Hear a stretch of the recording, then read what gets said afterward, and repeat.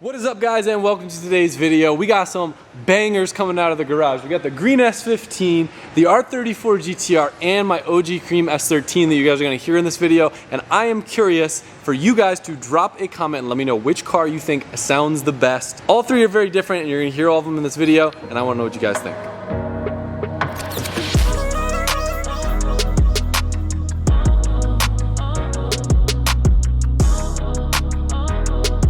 All right, fun little tidbit that's about to happen. You guys have already seen me test the green car, but I didn't mention that I did a job sealing the top trans shifter plate. So we had to redo that.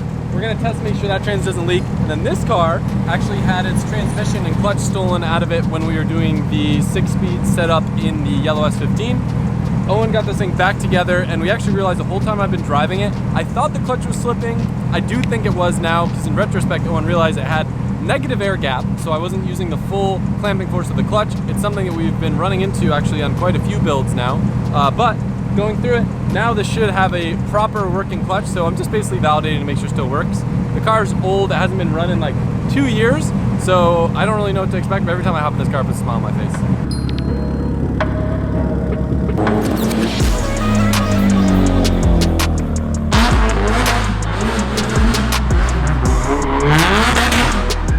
Since I've been in this thing.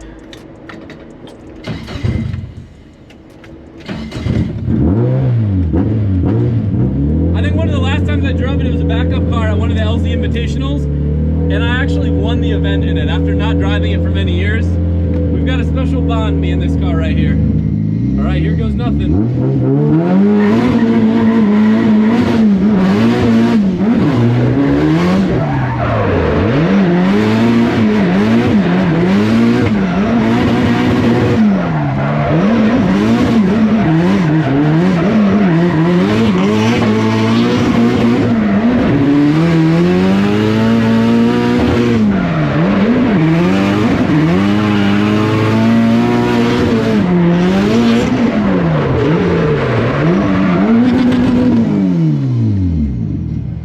I missed a gear, but she works.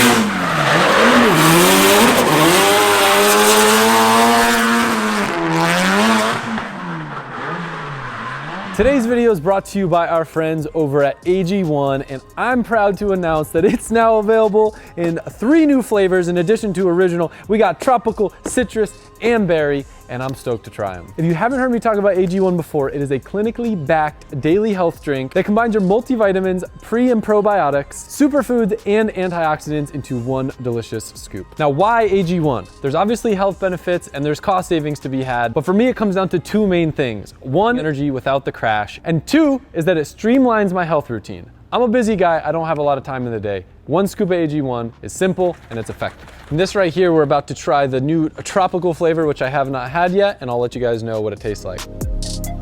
This almost tastes like the original, but it's like a aftertaste of tropical candy is what I want to say. Because like, I feel like tropical candy has that same, I don't know, how do you describe it? It tastes like a lot of different fruit.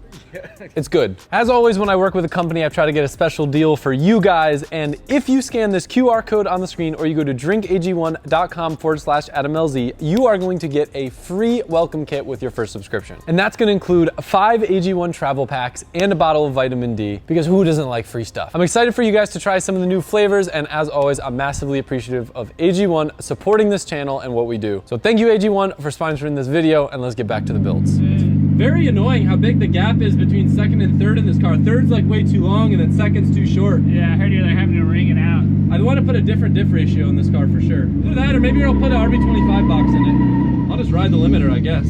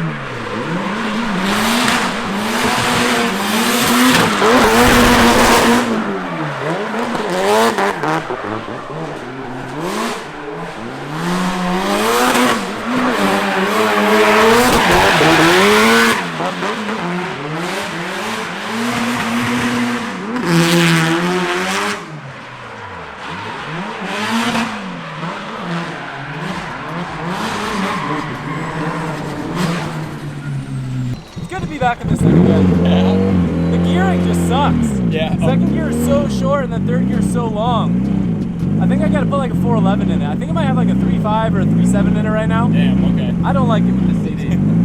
She still runs good though. Sits for years, then I beat the out of her, then I put her back. It's always good seeing it. Yeah. Yeah. Now we're gonna hop in the green car, which is way harder. I'm stoked for that.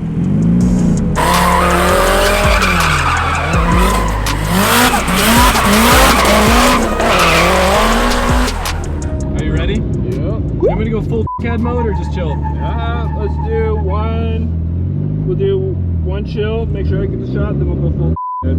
Okay. Chill coming up.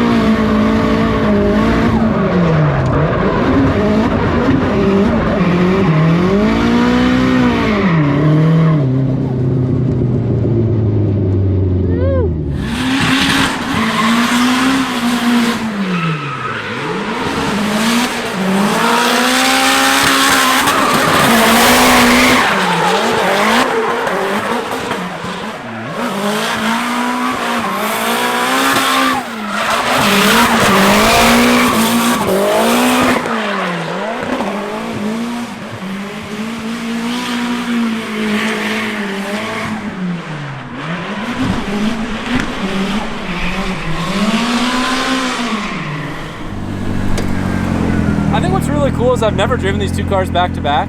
And when I built this car, it was supposed to be like the evolution of the S13. Right. And it is every bit of that. It Sick. drives smoother, the power band's way snappier, but it still has like the same soul. Yeah. But this is a good illustration to you guys visually of a car that had no wheel speed to a car that had a lot of wheel speed. So like the True. difference in how it moved, this is honestly a little bit long, but it's just so much easier to drive. When you have a car that's like constantly hitting limiter and you don't have enough wheel speed, the car's just twitchier or wants to straighten more often. This is just nice and You enjoy this thing.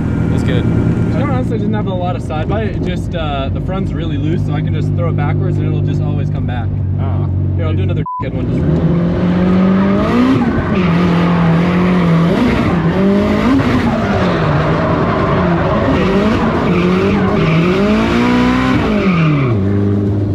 Isn't that crazy? That is wild.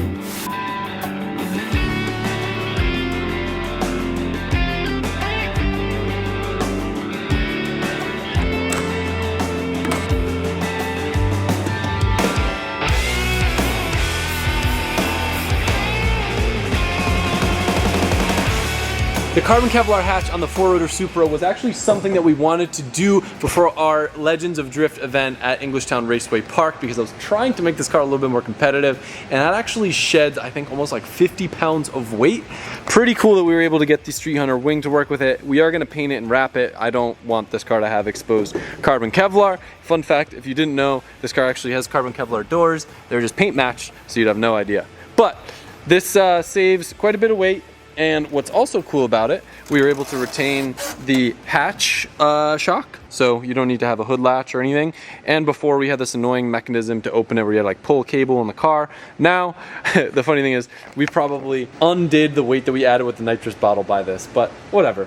And then the same plexiglass or polycarbonate, I should say, that we use on all the other cars.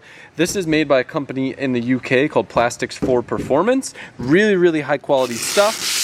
It's coated, it looks really nice, and they put all the factory like little marks on, which is like one of my favorite reasons to use their stuff. It just looks really nice. We have it on this car as well. You wouldn't even know until you look up close.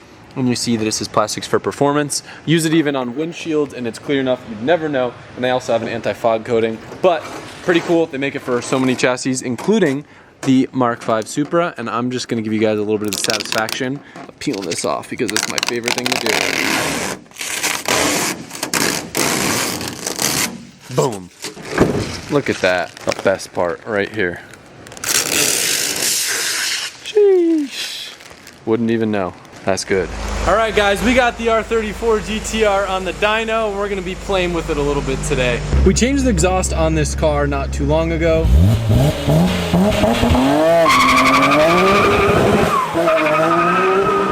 And I mentioned wanting to put it back on the dyno for a proper retune. We did, and it did make a little bit less power. It made 640, which was only like 30 less than the peak this car's ever made, which is 670. But what's exciting for me is Freddie has learned a lot after tuning many GTRs since last tuning this car, and he's excited to try some new stuff that may regain back some of that power, but moreover affect the drivability and how good this car drives on the street. So the best way to put it is on the RB26, you have ITBs, you have very low manifold pressure. And in the past, when I was newer to the game, I would use manifold pressure on all of my axes for a lot of different things. Now everything's based off throttle position, which makes the engine feel a bit more alive in some areas where it didn't feel too alive. So he's going through updating a lot of the stuff on this car that's quite dated compared to what we do now, and I'm excited to see if it changes the driving experience at all.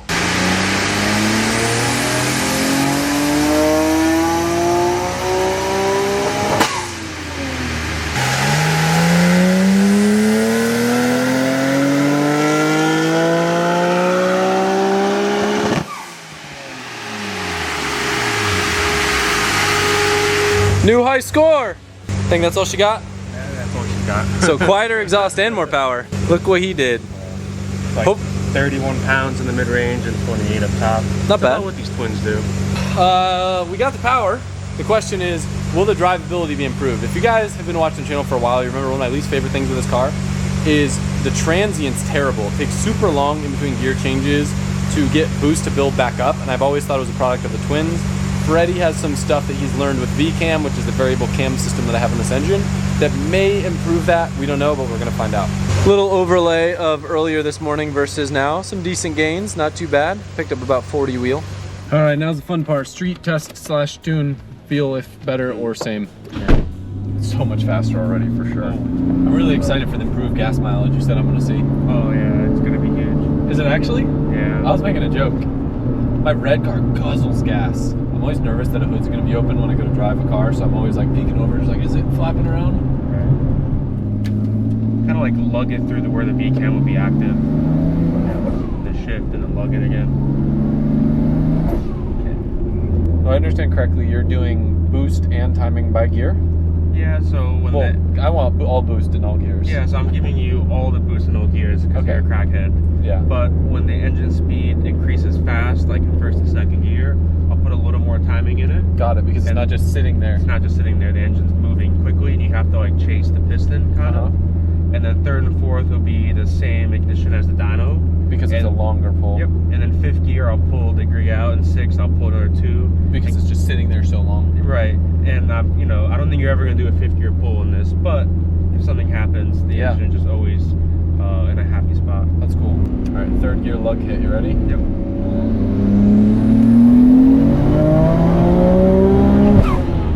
Feels like it pulls a lot stronger up top than it used to. Yeah, it definitely does. Feels very smooth too. So quiet. Yeah, I love the quietness.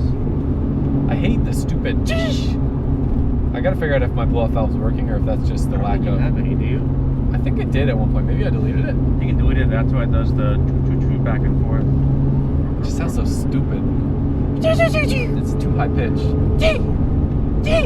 Whenever people tell me that they like the HKS SSQV, I judge them differently. No one likes those. I had one of my 240s, so it's like kind of nostalgic for me, but like in a car like this, I don't want to hear none of that. What I'm really curious on the next pull is to see if it has that transient lag that it always had that drove me nuts. 2.3 or 3.4? I mean, it's really in any shift it would do it. Okay. You didn't disable flat shifting, so I can still do that, right? Okay. I don't need to use it right now, but I will try it at some point, so I don't want to break something if you disabled it. then do like 1, 2, 3.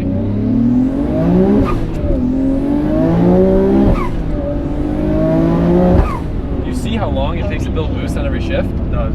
That sucks. I hate it. Can we put a single turbo on it already? Do you think that would solve it, or do you think it's a camshaft thing? Oh, bro, like, just put a single on it, but then, like, you lose a sick-ass charge pipe. I know. But, like, that sucks. Yeah. If I flat shift it, it's great. It still just takes time to go back. I'm gonna try flat shift just to make sure it still works. Is it still on? Yep, everything's on. You're clutching it right now. Ready? And so good. Yeah. How does drivability feel in general? Drivability feels good. Like anything better, response, rolling in? It's hard to say because I haven't driven the car recently, but you know, if gas mileage is improved and like fueling's improved, then Yeah.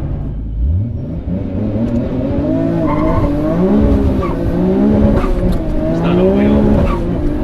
You felt all-wheel drive stopped working? Yeah, that thing was just doing a burnout.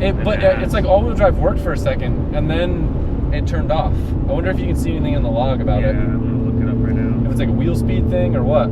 This probably seems like the stupidest first world problems ever. My gear shift boost isn't holding good enough. My all-wheel drive isn't working. My R34 GTR. Bitch, drive another car. Yeah.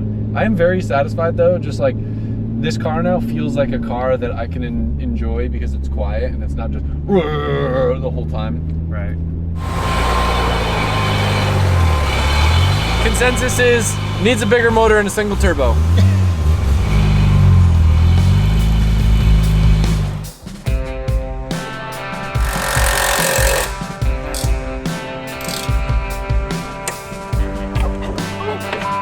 Whoa! Get on the phone.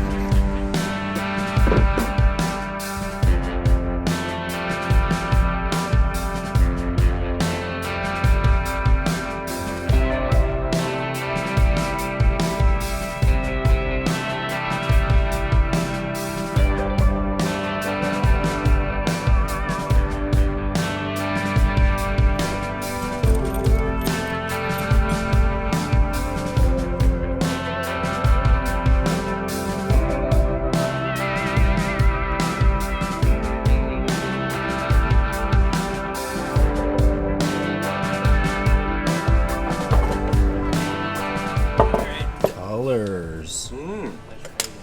Heat treat. Pretty. Size of that flywheel. Yes. They didn't have a bigger one. We checked. That thing's massive. Damn. That's like a clock tower gear, you know? Right. Like the ones that run the huge clocks. This thing is ginormous.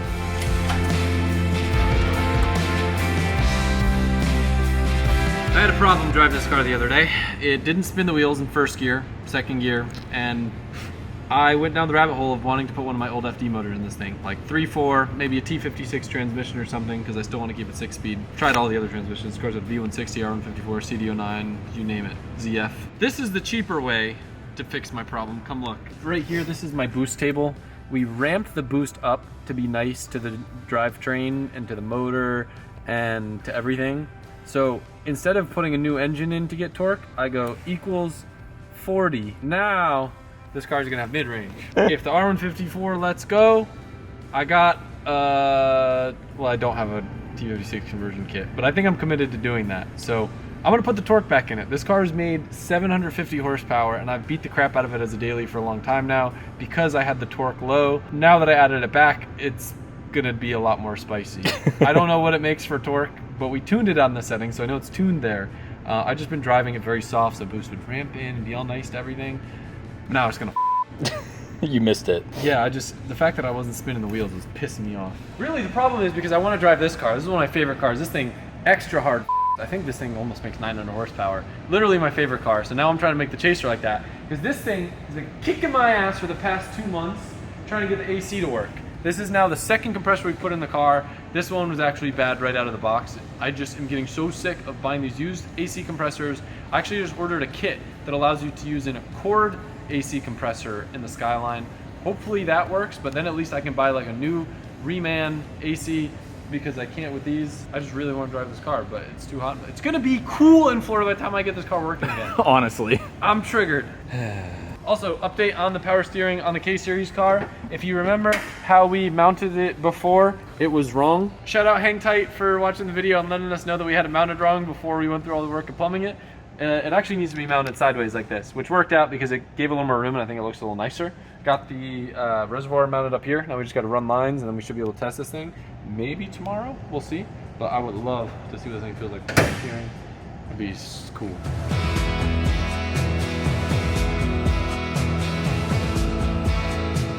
Bad boy on there. All right, so apparently this car has never had power steering at all.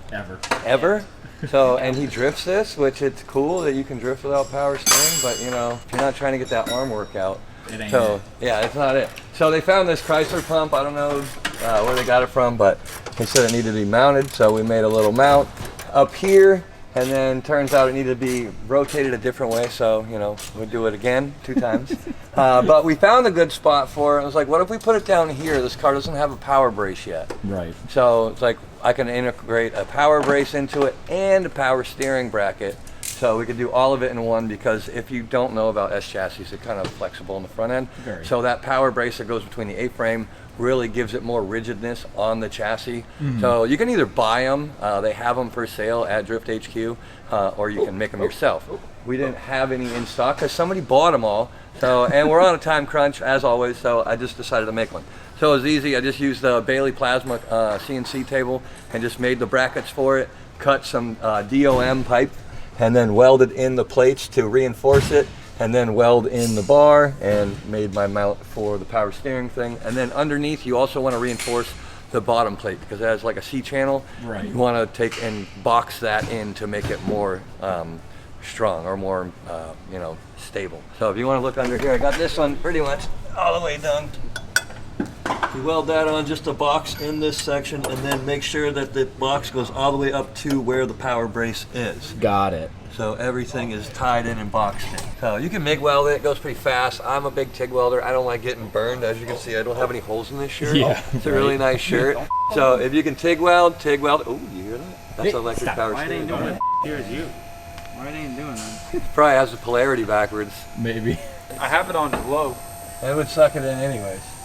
Oh. There you go. Yeah. Yeah, yank and now do it.